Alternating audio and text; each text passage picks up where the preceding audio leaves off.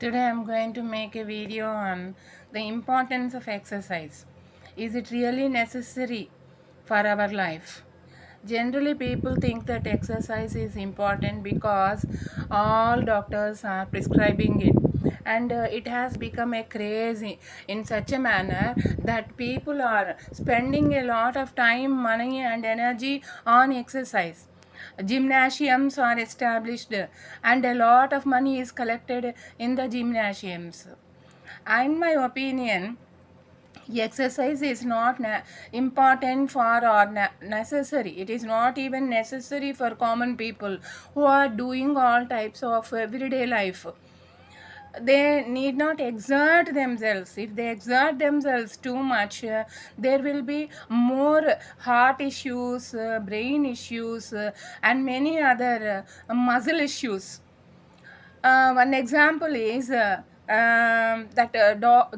actor Rajput died only. Sushant Rajput died only because of too much of exertion due to exercise. And Salman Khan also is undergoing a lot of problem only due to his excessive exercises. Doctors also designated it that way. He has got a lot of pain in the brain, in the nerves in the brain, it seems. All this is due to over exercise. Prabhas, actor Prabhas also got this type of problem only because of too much of exercise. Now Samantha is also facing the same type of problem only because of her exercises. So all this excessive interest in exercises has become the fashion of the day. It is not at all necessary. If we do our work properly, and if we are always active, and if we eat less, only according to our work we have to eat, not according to our taste buds. If you do like that, no need of exercise. Exercise does not mean exertion for the body. Actually, my grandmother and people of her age group are a good example for this type of lack of exercise or avoidance of exercise. My grandmother died at the age of 95 without any physical ailment, though she was 100, above 100 kg weight. She was only 4 feet 6 inches tall. In spite of it, she was very plump. She lived a very happy and energetic life all her life.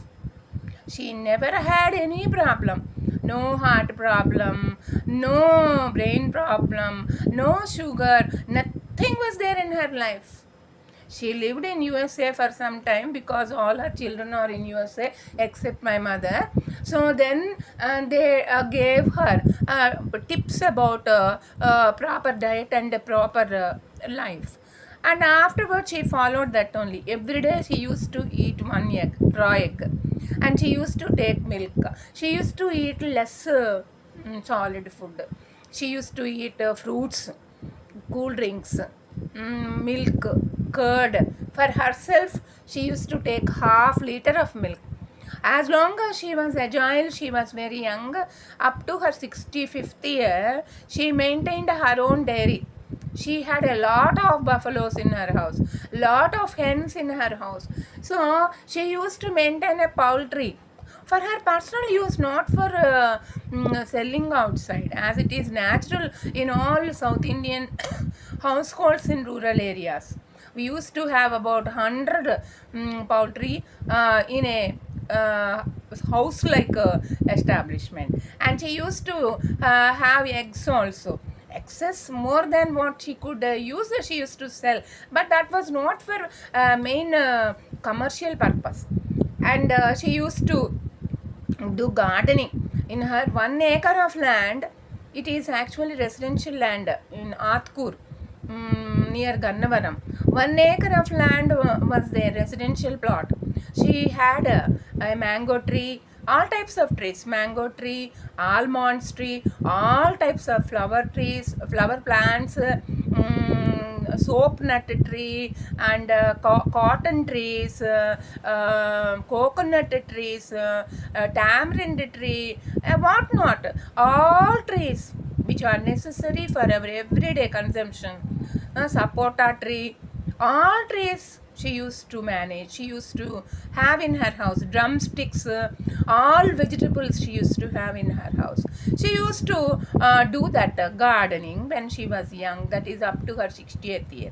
After her 60th year, she went abroad and she stayed in USA for 2 years, and she came back. 2 to 5 years she stayed there, and she came back. And after coming back, she was not doing any work because she was overaged. She used to live alone in her house. In that 1 acre of land, she used to live alone. She used to have all modern equipment. She had a dobi service, cook service, servant service. Everything was there in her house, and all visitors used to come to her house, all her children, and whoever came from US, they used to stay with her for some time. So she was very happy. She lost her husband when she was 24. She brought up her 8 children on her own. She was rich. That is a different thing. She was very rich, but she managed everything. She lost her property because of land sealing. So rich they were. But she never used to do any exercise, not even walking.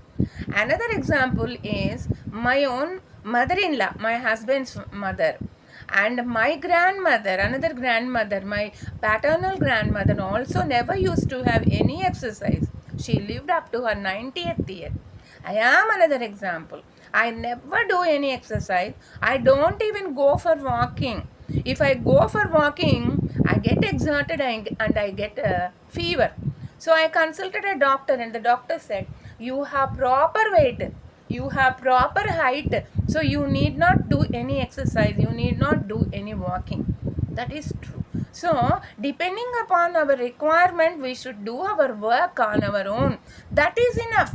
We need not do any extra exercise that exerts our brain, that exerts our nerves, that exerts our muscles, that gives a lot of strain to our eyes and other sensitive parts of our body. Especially girls, before giving birth to children, they should not lift heavy weights. Boys also should not lift very heavy weights. They will get a hernia if they lift a lot of weights, or if they run or jump for a long time. This is all stupid, useless, unnecessary modern science, unnecessary use of modern science. I don't trust these modern doctors. We should learn our own body. We should be in control of our body. We should design our own exercise. So I always do some work or the other. I always engage my mind. I do all household work and intellectual work. I am now 64. I am very healthy. I have no BP, no sugar, no sort of ailment. And I also eat non-vegetarian every day. I take 1 kilo of ghee per month for myself, and at least 250 milli of milk I consume, 250 ml of curd I consume. So I eat little rice. I cannot eat much rice, and I don't eat many fruits also. I take a piece of sweet every day. Eating too many fruits, eating too much of food, and doing a lot of exercise to burn those calories is not good for health. It is dangerous. It is poisonous. It is stressful. It is strenuous. Avoid that. It's a waste of time, energy, and also money. Those who go for gym, it is a waste of money also. Instead of that, we can do meditation. We can do breathing exercise. Breathing exercise is necessary for all people. Breathing exercise means we should inhale by closing one nostril. We should inhale for as deeply as possible. Afterward, release that nostril and keep that breath inside your lungs for a time which is more than that you have used for inhalation, and then exhale by opening the nostril which you closed. Exhale through that nostril, the other nostril, and while exhaling, take more time than what you used for inhaling. This is called breathing exercise. If you do it 20 times or 50 times a day, the time is the time of the day is not important. Any time when you have free time, you can do it. And then when you breathe in air, your stomach must come out. This is very important. Breathing, all people are breathing in the reverse direction. When you breathe in, your stomach must come out. It should swell. When you blow wind into the balloon, just as the balloon blows, it blows. Our stomach also should come out when you breathe in. And then when you release the air, the stomach must go in. This is the actual procedure of breathing. All animals do it. Only human beings are doing reverse breathing. This is harmful to our life. This is harmful to our lungs. So do that exercise at least 5 times each time.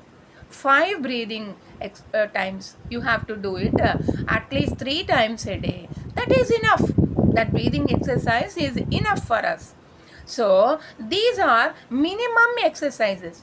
Apart from that, there is possibility of getting some benefit through clapping. Clapping, joining both hands and clap loudly for at least 1 minute a day. 1 minute a day you clap loudly. And when you are alone, laugh loudly. That's also good for health. But children and students are misusing it. They're laughing unnecessarily in social situation. That's very bad. Enjoying humor, enjoying jokes is also good for health. That releases toxins from our brain. That is very important. And also releasing some sort of tears through the eyes also, at least by using glycerin, also is very good for eye health. And looking at the sunrise early in the morning at between 6 and 7 gives us eye health. It improves our eyesight, and also we will be able to absorb D vitamin directly. D vitamin cannot be absorbed by the body through any other means. Only through our body, through direct contact with sunlight, we can get D vitamin. These are important. Drinking too much of water also is not good for health. Drink water only when you get signal from your body that you are thirsty. Eat your food when you get signal from your body that you are hungry. So, maintaining 3 meals a day is also not good for health. Drinking liters and liters of water is also not good for health. Walking is also not good for health. Lifting a lot of weights is not good for health at all. So, keep that in mind.